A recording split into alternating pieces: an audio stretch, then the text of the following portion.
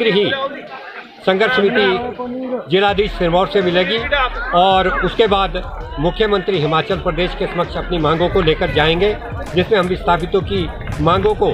क्रमवार मुख्यमंत्री के समक्ष रखेंगे।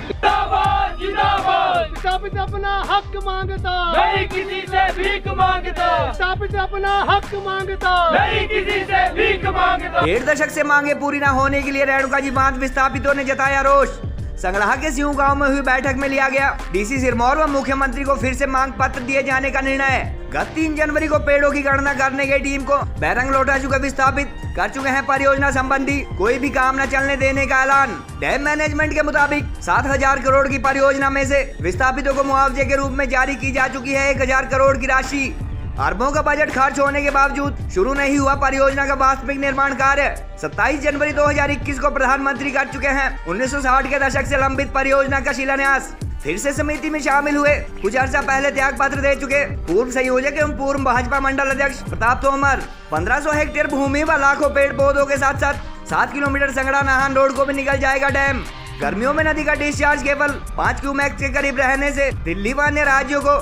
23 क्यूमेक्स पानी उपलब्ध करवाए जाने पर भी उठे सवाल। रेणुका जी बांध से विस्थापित होने वाले किसानों द्वारा गठित संघर्ष समिति अथवा विस्थापित समिति ने पिछले करीब 15 साल से बांध प्रबंधन, जिला सिरमौर प्रशासन व हिमाचल प्रदेश सरकार द्वारा उनकी मुख्य मांगे पूरी न किए जाने के लिए रोष जताया। डूब क्षेत्र व उपमंडल संगड़ाह के अंतर्गत आने वाले सबसे बड़े गाँव सियूं को हुई समिति की बैठक में जल्द एक बार फिर अपनी मांगों को लेकर डीसी सिरमौर व मुख्यमंत्री से मिलने तथा उन्हें ज्ञापन सौंपे जाने का निर्णय लिया गया। विस्थापित संघर्ष समिति के अध्यक्ष योगिंदर कपिला की मौजूदगी में इस बैठक में प्रताप तोमर, संजय चौहान, हरिचंद शर्मा, जयपाल टीकाराम व सुखदेव शर्मा सहित समिति के कई पदाधिकारी मौजूद रहे। समिति अध्यक्ष व अन्य पदाधिकारियों के अनुसार 15 साल पहले हिमाचल सरकार द्वारा सेक्शन 4 लगाकर उनकी जमीन एक्वायर किए जाने के बाद से अब तक विस्थापितों को एमपीएफ पहचान पत्र जारी किए जाने, रोजगार देने, पुनर्वास व दूसरों की जमीन पर काम करने वाले एससी कैटेगरी के लोगों की उचित रिहेबिलिटेशन संबंधी मांगे पूरी नहीं की गई। उन्होंने कहा कि जल्द इस बारे उपायुक्त व मुख्यमंत्री को ज्ञापन सौंपे जाएंगे और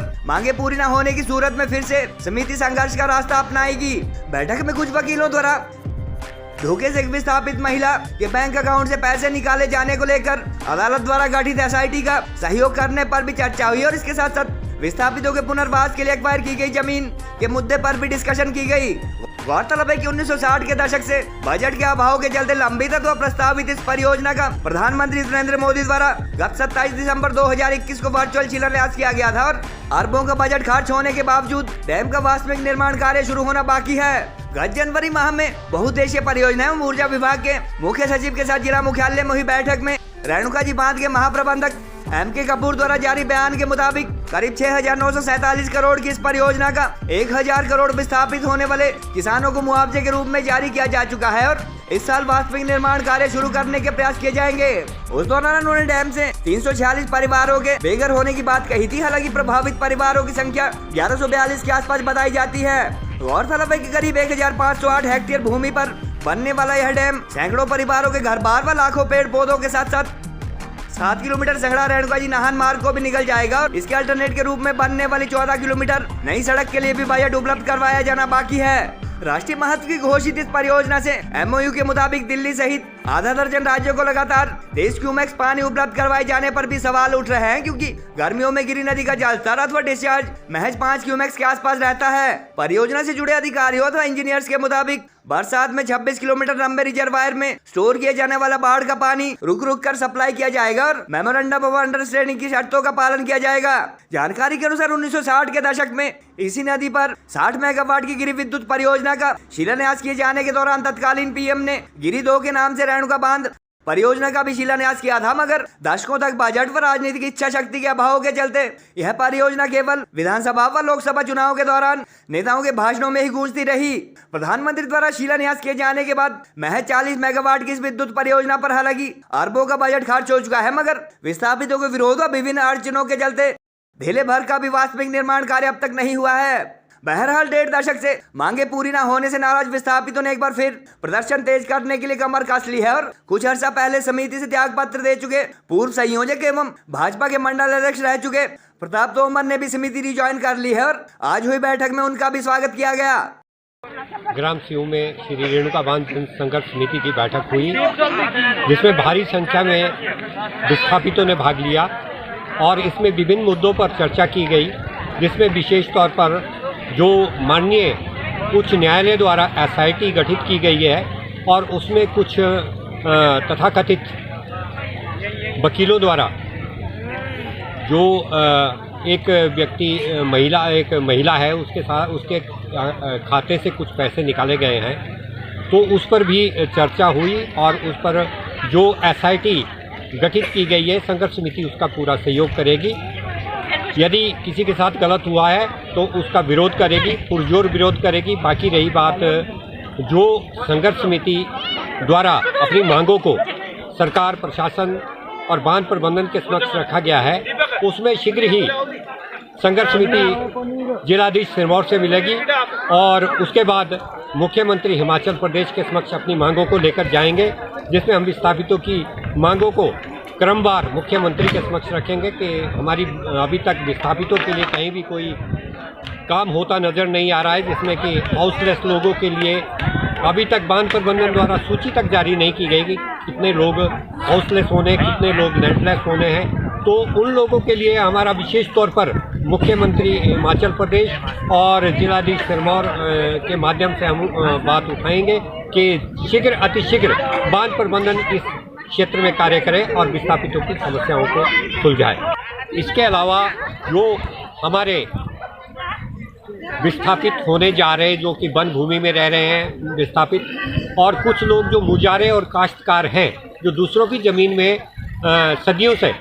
काश्त करते आ रहे हैं, उनके लिए अभी तक सरकार द्वारा किसी प्रकार की कोई रणनीति नहीं बनाई गई है, ना उनके लिए कोई निर्धारण किया गया है कि उन्हें मकान मिलेंगे, उन्हें ज़मीन मिलेगी। तो उनकी बातों को, उनकी जो मांगों को है उसको विशेष तौर पर प्रशासन और सरकार के समक्ष लाया जाएगा। ग्राम सिऊ में रेणुका बांध संघर्ष समिति की बैठक हुई। मैंने काफ़ी समय से संघर्ष समिति से रिजाइन किया हुआ था, लेकिन लोगों के आग्रह पर मैंने पुनः अपना इसमें पदार्पण किया है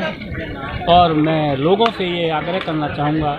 अगर संघर्ष करना है इसके लिए लोगों को एकत्रित हमें होना पड़ेगा, तभी हम इसमें सफल होंगे। ना तो जैसे आज तक हम रेणुका बांध जन संघर्ष समिति को डैम प्रबंधन ने बुरी तरह कोई भी हमारा आज तक काम नहीं हुआ है, तो मैं लोगों से आग्रह करना चाहूँगा भाई इकट्ठे हो तभी हम अपना इनसे फ़ायदा ले सकते हैं, ना तो ये कुछ नहीं करेंगे। बांध जन संघर्ष समिति की आम बैठक ग्राम सिऊ में संपन्न हुई, जिसमें श्री रेणुका जी बांध परियोजना के आसपास के सभी गांवों के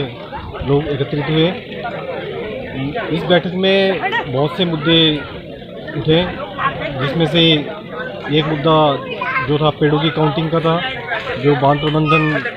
सरकारी भूमि में जो पेड़ है उनकी काउंटिंग कर रहा है और सिऊ गांव में वो काउंटिंग रुकी हुई है, लोगों ने रोकी है, संघर्ष समिति के लोगों ने रोकी है, उस विषय में बात हुई। और दूसरा जो अभी डांडामुआ में एक जो विस्थापितों के लिए ज़मीन सरकार द्वारा खरीदी गई थी, सरकार उस ज़मीन को उद्योग विभाग को ट्रांसफ़र कर रही है, जिसके बारे में भी संघर्ष समिति की बैठक में चर्चा की गई। और तीसरा मुद्दा था SIT का, जो